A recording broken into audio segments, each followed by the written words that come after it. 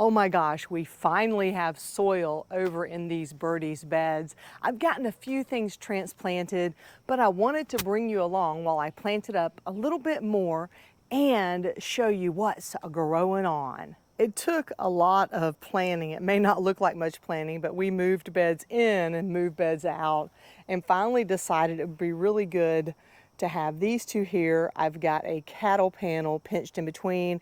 Everybody wants to know how I attach this. I don't. I just let nature hang on to it, gravity hang on to it. We did screw up and scratch up the bed here.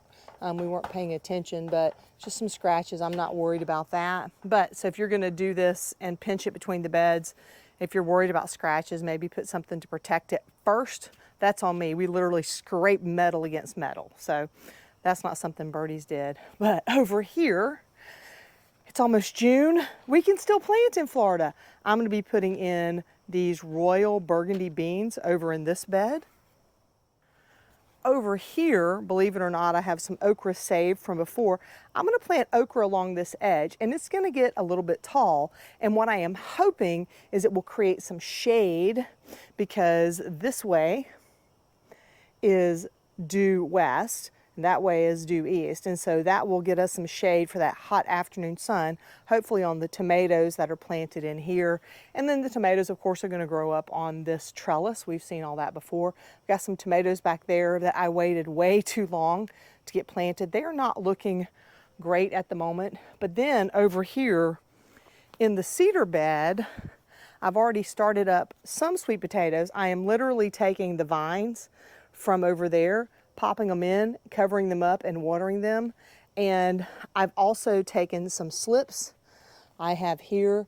You can see the roots already on them. I'm going to plant those up in here. And last week I started some okra down at this end, and we already have our first sprout here. So I am trying to do a better job at moving the different plants around, not quite so much monoculture, trying to leverage the way the plants work together. So let's get planting. For these, they are a bush bean, and it says it performs well in cooler weather, so we'll see what happens.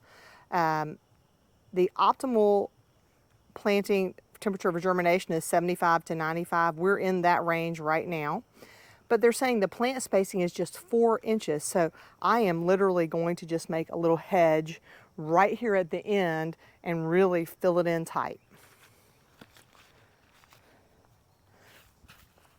I'll level that off a little bit. The soil has settled some, but that's good because that's going to leave me some room for some mulch. And so I'm just going to put 2 per hole, and I'm just going to lay them on top right this second so I can kind of see how far apart they are. That's about 4 inches. Yep.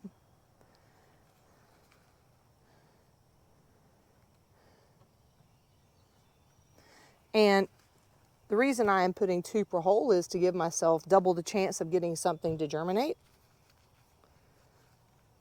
This may be way too crowded. I may figure out that this was a terrible idea. That's okay if it was a terrible idea. I'll live with it. I'm going to keep the tomatoes trimmed up towards the vine, towards the trellis, so I'm not going to worry about that one being right there. Okay. So, little punch, little punch, little punch. I used to get a ruler to do all this, and I have a dibber too, but you know, you just kind of get the hang of it eventually. If you don't have the hang of it yet, don't worry. If you keep doing it, you will. That is really the tricky bit, is you just have to keep doing it. Now I am going to be setting up irrigation on this bed. So excited about that. Irrigation. What a novel idea. Okay, let's go check out this okra. My okra germination has been a little hit or miss because these are recovered from okra stalks from last year that have been laying in the yard all winter and all spring, but the seeds all still look good.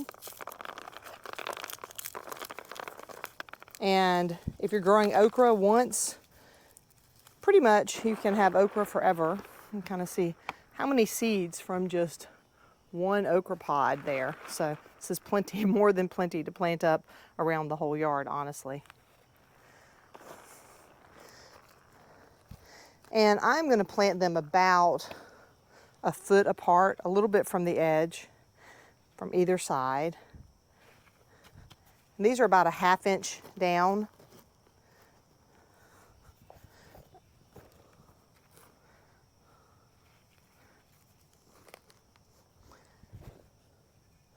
Yes, my arm is about a foot long to there, roughly. Yes, I've used a ruler to find out.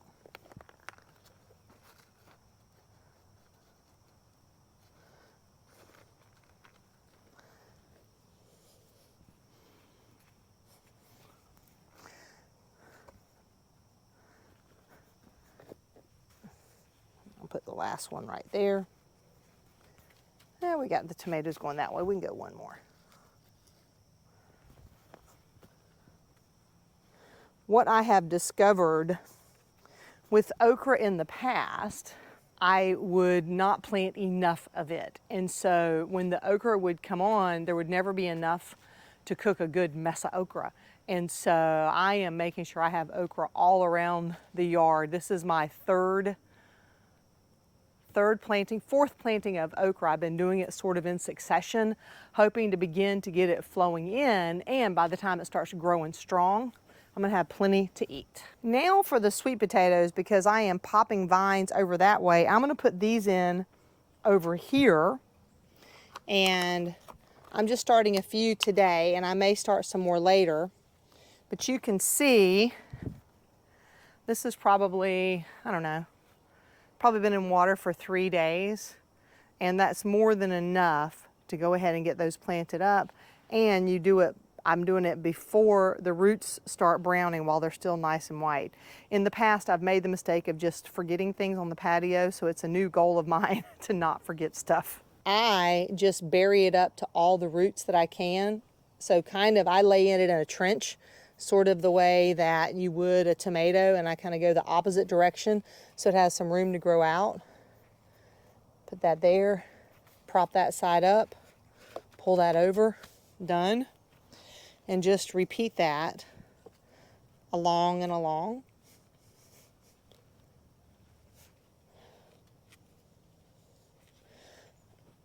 I've tried planting it deeper. It doesn't really seem to matter to me anyway. Maybe I haven't paid good attention. I didn't find that it changed where the potatoes sort of grew. They grew kind of at the roots, and I don't have to dig quite as far down for them.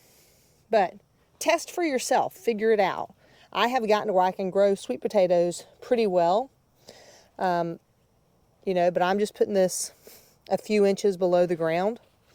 And I am going to come back and mulch this over as well. I've already got some water here. Might as well add a little for these guys and then get everything else watered in. Now I know in other parts of the country, you guys are just really getting rolled out. Well, we are now kind of in our slow down phase. Like okra, sweet potatoes, beans are kind of the only things we can plant in this heat. Now, I'm transplanting some stuff and I am coloring outside the lines in other parts of the garden. So I'm just gonna see what happens, because you have to check your zones for you. And now that I'm setting up some irrigation and I'm really much more familiar 5 years later with where the sun is in the yard, for me, I'm just taking some risks and giving it a try. But I will tell you, if you have been thinking about getting some raised garden beds, the things that I really love about these taller beds, and even frankly the sweet potato bed here, having this up at this height, that's a height I can sit at to dig sweet potatoes. And I really like it. I mean, it's easy to hand water. Of course, I'm setting up irrigation. I can easily reach in here and grab weeds whenever I see them. It's easy on my back. And since they're supposed to last 20 years, I can garden till I'm really old instead of just old without any worry.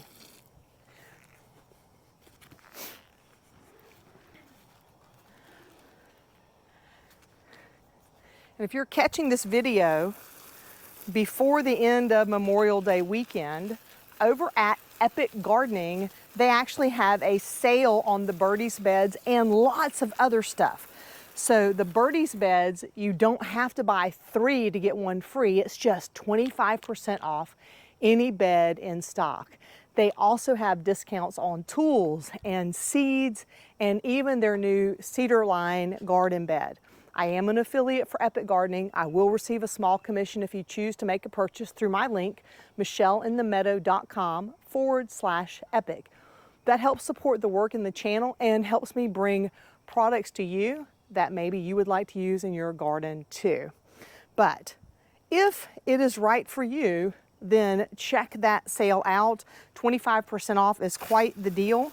I already have loaded up my cart with some seeds and tools, and I'm gonna do a little shopping myself today because you always need one more thing in the garden, don't you?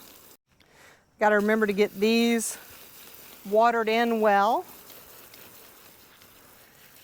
Whenever I put in new seeds, especially in a raised garden situation like this, I try not to put any mulch on them just yet or put just a light little bit of mulch.